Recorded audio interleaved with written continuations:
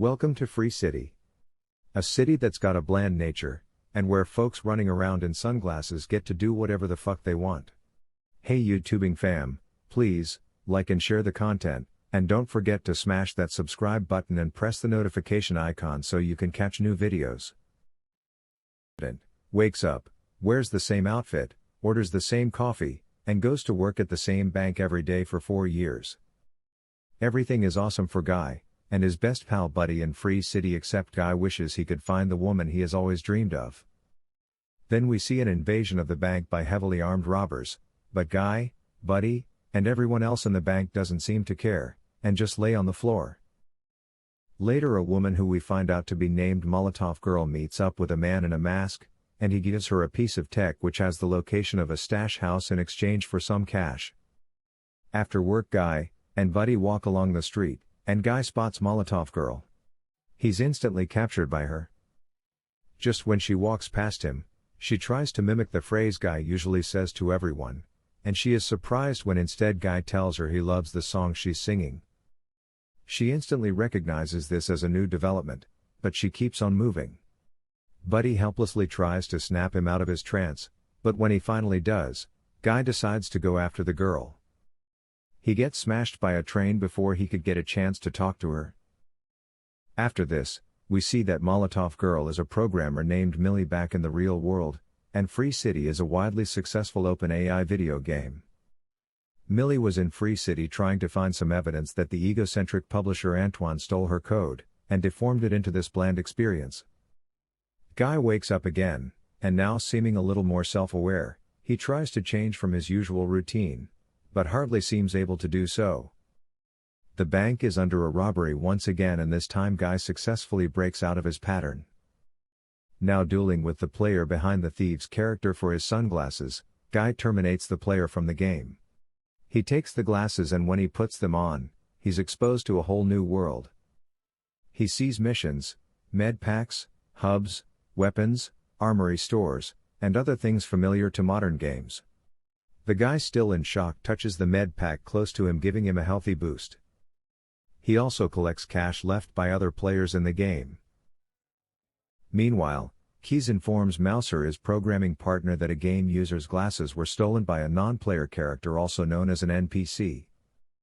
Mouser is shocked and thinks that is impossible, and both seem to think that the NPC avatar, which is Guy, was being controlled by a genius hacker. They decide to take up characters, enter the game themselves, and go after Guy. When they first meet, they interact with him, asking how he got his skin. Guy feels he's being interrogated by the cops, and he tells them it's probably a result of good genetics. Guy doesn't seem to understand anything more they say, and soon they chase after him with weapons. He runs, taking shelter in a tall building.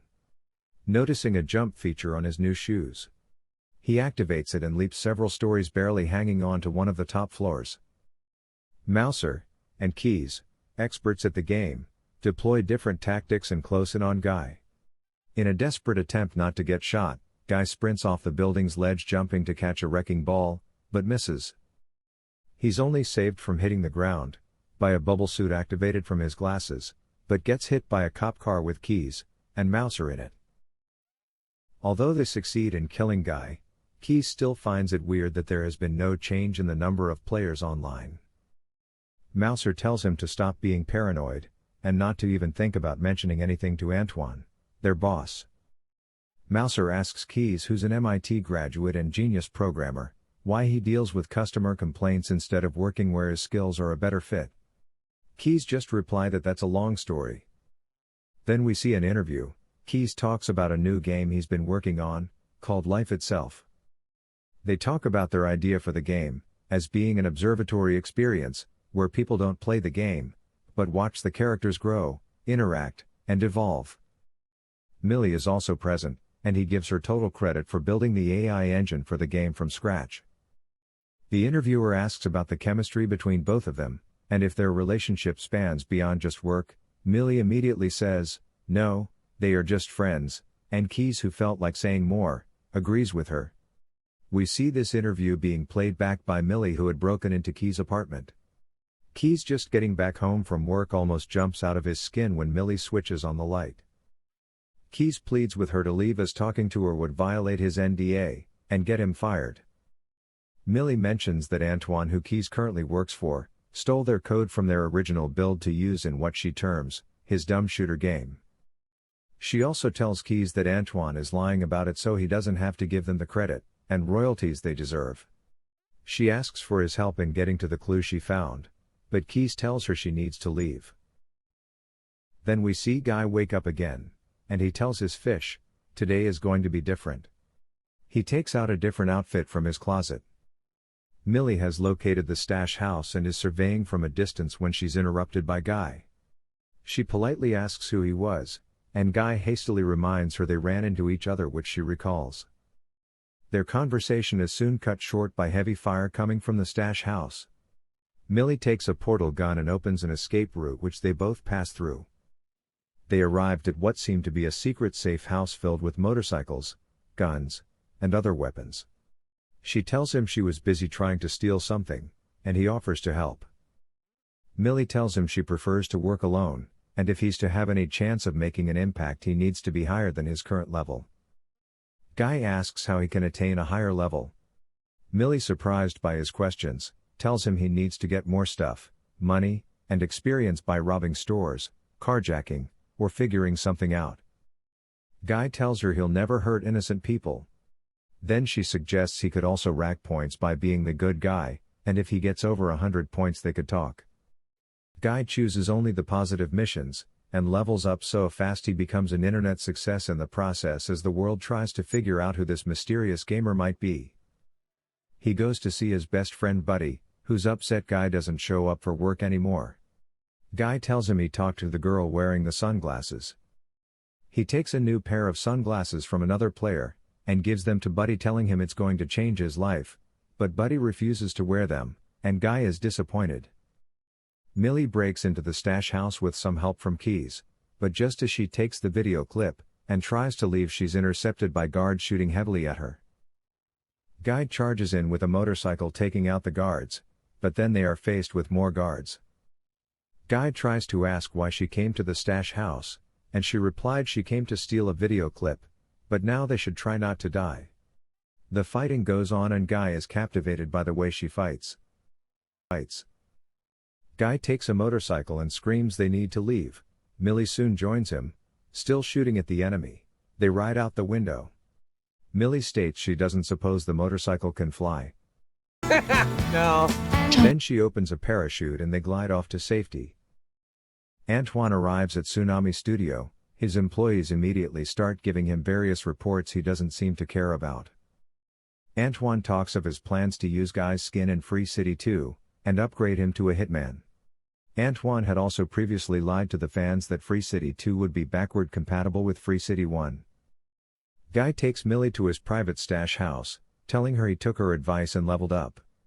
Millie was impressed and asked why he was doing all of this. Guy explained that he has always felt stuck until he saw her. Millie asks about who he was in the real world, but he keeps telling her his name is Guy. She asked how he pulled off leveling up so fast, thinking Guy had a cheat to the game. She asked about how he got his skin, and Guy wonders why everyone keeps asking him that. She leans closer to him and Guy tries to figure out what's happening at that moment. She stops asking questions, and as she's about leaving Guy asked her if she likes ice cream. They go out walking through a quiet park. He orders the bubble gum flavored ice cream, pleading with her to try it. This makes her excited as it's also her favorite flavor of ice cream. He makes her laugh about it, and she tells him that he's funny, but in a weird way. While Guy and Millie bond, and get to know more about each other, Keys, back in the real world, researches through the NPC characters and finds shocking information about Guy. Meanwhile, Millie is finding it so weird that she has so much in common with Guy. Guy then tells her he wishes to kiss her, and she tells him to go for it if he knows how to. He leans forward and kisses her, but the actual Millie just watches her character make out with Guy from her screen. Guy exclaims after the kiss that it had felt so much better than he expected. Millie had to leave, because there was someone at her door, but before leaving she tells Guy she would love to meet him again, possibly in the real world. He nods, not catching that. She tells Guy that her real name is Millie and he responds that his real name continues to be Guy. She takes off her headset and opens up the door for Keys, who has been banging on it. Keys rushes in and begins to tell her she was right about everything and that their game, life itself, where characters would grow and evolve, works. Millie thinks he's crazy. He goes further to explain that the underlying code in Free City is the same as their code, and that's what makes it so realistic.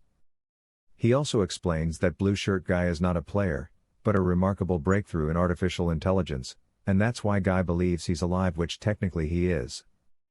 Millie lost her mind and refused to believe any of Keys' theories. "Guy, my Guy," she exclaims. Keys explains to her that this is a good thing and that the NPC all have private lives and are learning on their own to do several things, which he found astonishing. Millie disagrees, as all she could think of was she let Guy kiss her. Then we realize Millie in the real world was also falling for Guy. Keys, confused, states that there isn't a button for that, but she confessed that. Oh, he found the button.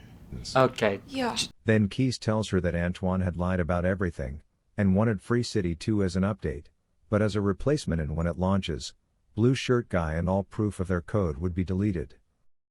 Keys suggests that if they could find their original build before Free City 2 launches in about 48 hours, then they have a shot at providing evidence that Antoine used their code without properly licensing it. Millie tells him she's tried to find it before, then Keys suggests now they both know about Guy, he could be the perfect inside man. Millie goes to meet Guy, and tells him they need to talk. Guy asked if she's married, and was relieved she wasn't, as he felt that would be the worst news. Millie takes Guy to the multiplayer lounge, and in there she tells him that Free City is a video game, and she and those in sunglasses are players back in the real world. She tells him that he only exists here in Free City, which is why he can never leave, and he's what is called an NPC. Guy remembers being called this by the cops who chased after him, but doesn't understand. She explains that the NPCs are non-playable characters in the background designed to make the game fun for the real players. Guy gets upset, and wonders why she's saying all of this, stating that he loves her. She tells him that he was programmed to think he does. Guy storms off, and she follows him, pleading that he should listen to her as they don't have much time, and the game is going to shut down for good in 2 days. The city, himself and all the people who aren't players would be gone forever. Guy then goes around telling everyone that nothing they do matters and that they're all just pawns in someone else's scheme. Before he could finish preaching, he gets hit by a car. Guy goes to visit Buddy, seeking some advice and clarity. He asks Buddy what he would do if he found out he wasn't real, and Buddy says it wouldn't matter to him, as helping his best friend get through a tough moment feels real to him. Then Guy and Buddy go to the stash house to help Millie get the video clip she needed. They wait, and when the owner of the stash house comes out, he seems to be a huge fan of Guy. He instantly starts recording a vlog for his fans. He hands them the clips, and they leave. Guy goes to see Millie, who's currently offline, but gets terrified when she comes online giving her the video clip. Guy's continuous internet fame vexes Antoine, as he feels pre-sales of Free City 2 are down because everyone is so focused on what is up with the Blue Shirt Guy. Antoine tells his employees that he wants Guy gone, and Mouser comes up with an idea to reboot the server, reverting Guy back to a regular non-player. Mouser reboots the server, and several terabytes of data disappear instantly. Guy walks through a frozen time lapse. Every player is temporarily kicked offline. Wakes up to his usual morning routine. Millie tracks Guy down and tries getting him to remember all that has transpired between them, but Guy tells Millie that he's sorry, but she must have him mistaken for someone else. Keys calls up Millie and tells her Guy's AI coding can't be erased by just a reboot, and even though he doesn't seem to remember anything, his AI is still intact, and only needs to be accessed. Keys sends Millie a trace log explaining that Guy's behavior is much more complex than it should be, but he's still stuck in his usual routine. Keys in the log talks about how he designed a character in the original game never to meet the right person, but also designed this character never to stop hoping that he'd meet the girl of his dreams.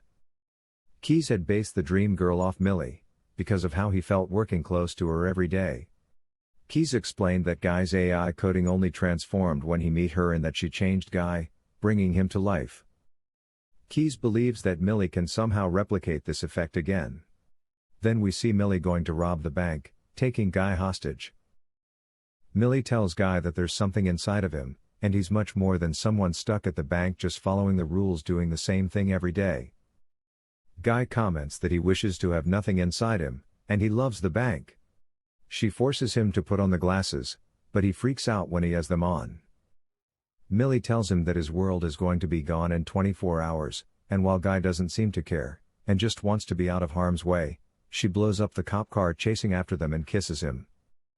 Guy tells her he remembers everything, and he takes her back to his apartment. He flips his window blinds showing Millie the reflections on them, and she realizes Antoine, while scraping their game, forgot the reflections. She tells him their original design is still out there, and if they can somehow get there, that'll be all the evidence she needs. Keys also begin working on a way to expand the game's physics, and get them past the beach where their original design is hidden. He tells Millie they're going to need a bridge. Keys also warns her that Antoine is going to find out about her plans soon enough, and throw everything he's got at them. Guy then suggests he could make sure Antoine has nothing to throw.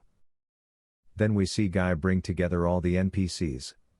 He asks if they are sick of living in the background or getting shot at every day or being used as a human shield. They all agree that they're tired of these things, but could not understand what Guy was getting at. He tells them things in the city could be a lot different. They ask how, and he starts by asking a man whose natural position was having his hands up, to put them down. The man attempts to do this, but gives up, stating it feels so unnatural to put his hands down since anyone could walk in with a gun at any time. Guy tells them what if they don't have to worry about people with guns anymore. They all listen intently. He talks about a city where they've got nothing to be afraid of, where they all get to be who they want to be. They all love his thought process. Then he tells them that it's something they're going to have to fight for. The bank gets robbed again, but this time there's no one in. The streets are also empty.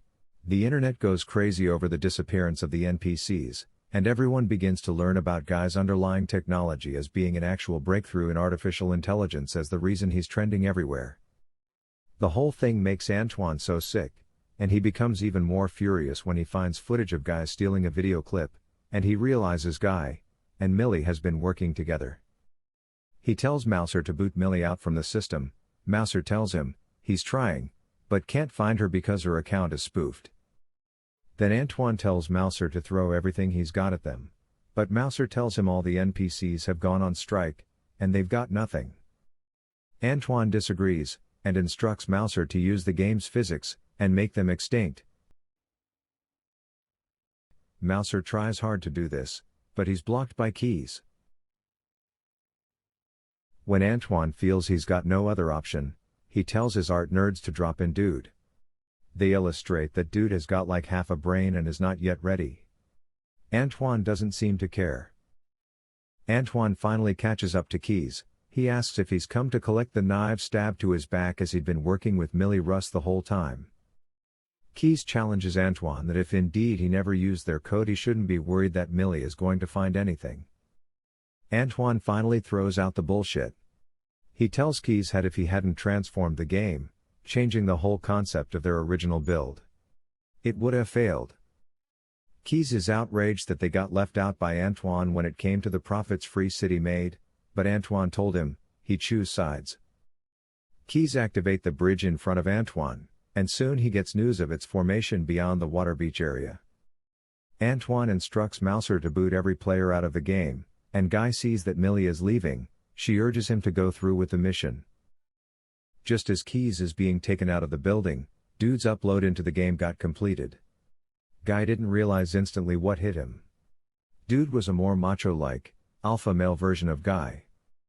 It seemed like game over for Guy. Dude takes his time to give Guy a good old-fashioned ass whooping. Guy was fucked up. Guy recovered quickly though and defended a finishing move from Dude called the death blow, throwing his own punch. Guy pulls out popular moves from his collection, but ended up getting pinned down by Dude. He was about to get killed when Buddy threw his glasses.